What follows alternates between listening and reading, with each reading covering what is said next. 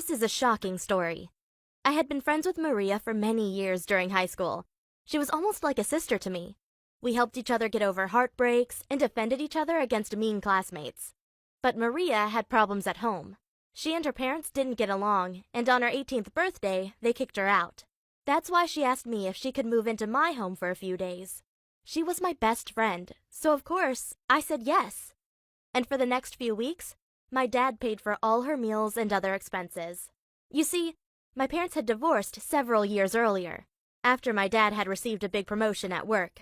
Suddenly, he was making 3 times as much money as before, and it changed him. He started showing off by buying a nice new car, and unfortunately, he also got himself a side chick.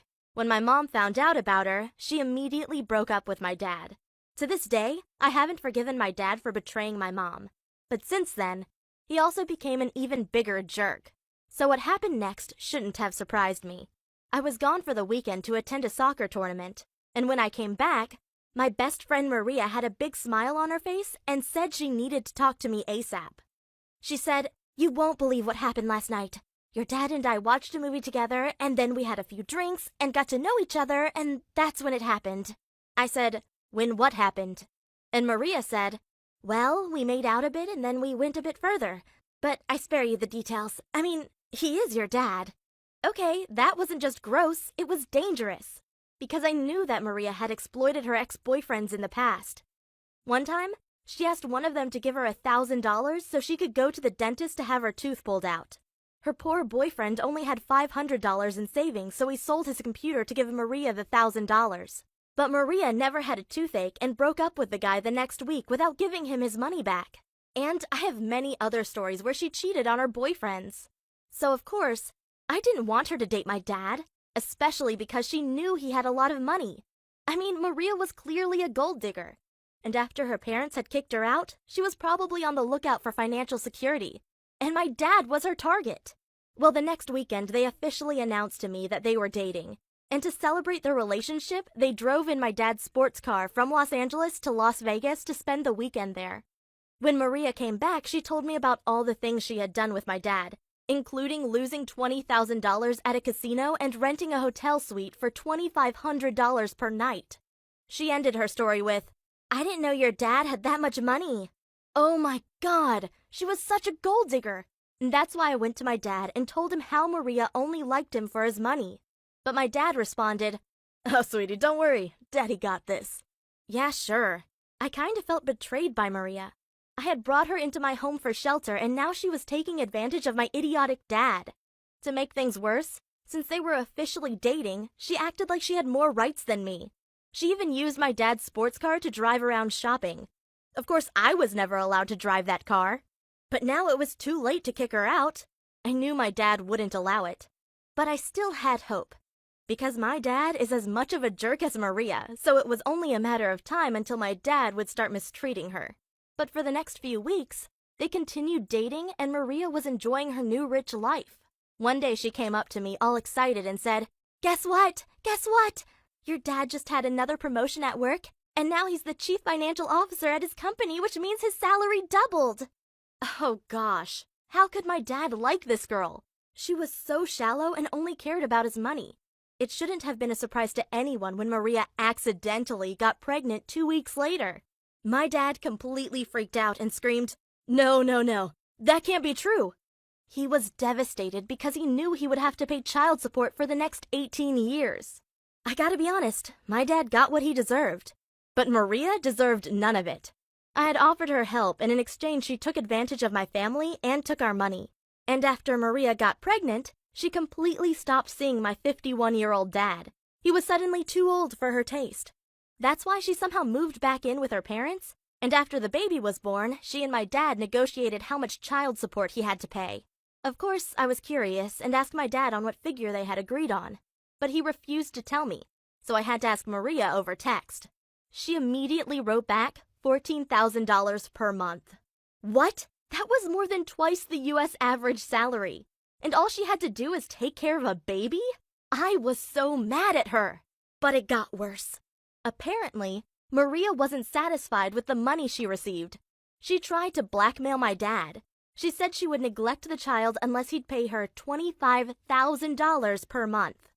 But this time, my dad handled it right.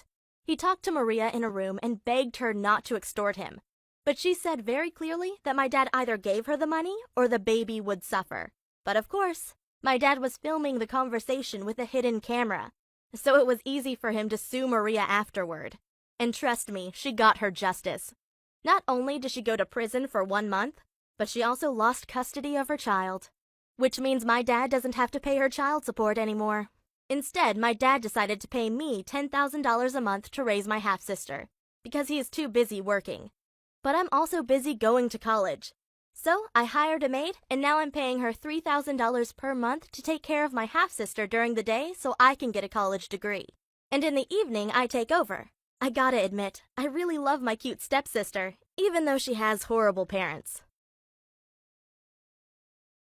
Hey, I'm Peter, and I recently changed schools because my dad found a job in a different city. I suffer from social anxiety, so the idea of making new friends petrified me. But it got worse. My new school based 50% of their grades on oral participation. Before, I had always been an honor student with top grades all my life because I wanted to go to an elite university someday. But there was no way I'd be able to talk in front of my class. And because I didn't want to become one of the bad students, I came up with a plan. On my first day at my new school, I took in a letter which read, "I'm Peter. I have mutism and several problems with my hearing." I gave it to the teacher, and after he read it, he asked, "Can you hear me?" Of course, I could hear him perfectly, but I acted like I didn't understand him. That's why I leaned forward so that my ear was almost touching his mouth, and when he asked again if I could hear, I nodded. Then, he gestured to me to sit down right at the front. I was so nervous, my heart was almost jumping out of my chest. But it was worth it. Everyone believed I was mute and deaf. After that, my teachers only gave me written assignments, and I didn't have to do any PowerPoint presentations or answer questions in front of my class. But there was one problem left. My gym teacher, Mr. Gary. I could tell he didn't believe I was deaf or mute, but of course he still had to treat me respectfully, or otherwise someone could have accused him of mistreating of a retarded person or something. But one day, he crept up behind me and yelled, "Boo!" I jumped and let out a little scream. Afterward, Mr. Gary talked to me inside his office. He said he'd called up my old school and learned that I could speak and hear just fine. That's why he asked why I was faking being mute and deaf. Well, I told him everything about my social anxiety and how I didn't want to fail my classes. Luckily, Mr. Gary turned out to be really cool. He said he'd keep my secret and even told me I was one of the most badass people he knew for pulling this off. Wow, maybe he was right. Maybe I was badass after all. I understand that some people would argue that I should face my fears and practice my communication skills instead of avoiding to speak. But they don't understand that my social anxiety is so bad that there is no way on earth I would raise my arm and speak in front of my class. And this way, instead of getting an F for my oral participation, I'm only graded on my written work. And that's 1,000 times better, because it will allow me to go to Stanford or MIT someday. And pretending to be mute and deaf isn't easy either. Imagine someone makes a really funny joke in your class, and you have to hold back laughter. It sucks. And it makes you feel very isolated. Especially because I can't talk to the other kids in school, because I can't risk them telling the teachers that I'm only pretending. But there is one boy who I trusted enough to tell him my secret. You should have seen his face when I told him I could speak perfectly well. My parents know all about it too. I had to tell them because there was a parents' day at school, and I couldn't risk them telling my teachers the truth. Luckily, my parents were okay about it. They agreed that my grades were more important than answering questions in class. When they found out why I'd done it, they were really supportive. They didn't know about my social anxiety, so they signed me up for a public speaking course to help me overcome my fears. The first time I went, I broke down in tears when it was my turn to speak. It was so embarrassing. But everyone was really kind, and slowly I'm getting better at talking in front of other people. Maybe one day I'll be able to tell the truth at school, but not yet. Thanks for listening, and please subscribe to this channel.